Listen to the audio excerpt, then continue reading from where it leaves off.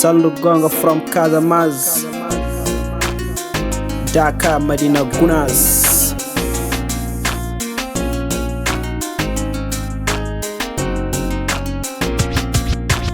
Daga ene walla Wani toko dewal Allah, duwe dedo duwe Allah jabu, wirduji daga gande ene babo, Jernam sonodi julbe ene noto.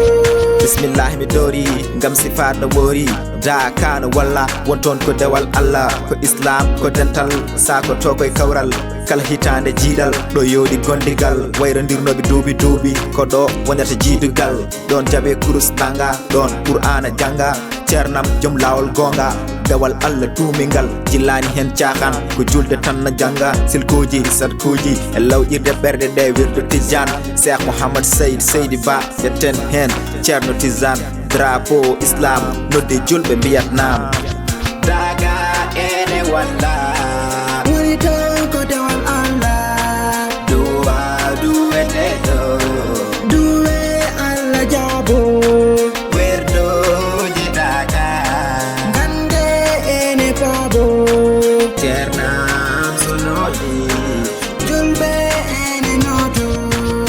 tagalde silkuji sadkuji paabi ceernam duwi Allah jaabi kala hitande nayi ɓuuro lewru ma yimɓe kawru dewal Allah nawru yeeso e Allah nawru Seydi Ba taggal jattoro ko jomiraɗo nelaɗo mum getten hen ko sinci Daka takkiɓe ɗum Daka wonton ko diine ala lural julɓe gara e kewal e peewal aduna foof e kuuɓal gural wonte gural sara Daka ye ɓural daga ene walla woni to ko dewal Allah duwe dedo duwe Allah jaabo wirduji daga gande ene baabo ceernam sonodi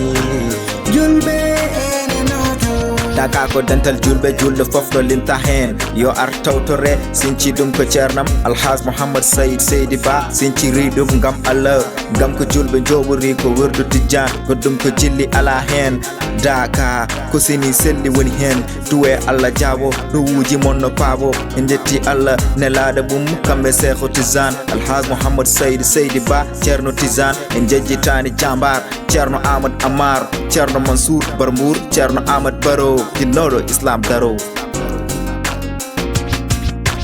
daga ene walla woni to ko dewal Allah duwe dedo duwe Allah jaabo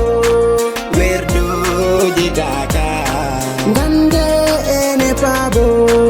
ceernam sonodi julɓe ene noto. alhamdulillah yen battanima wuuri kala hitande yen tawe mashallah marhaban bikum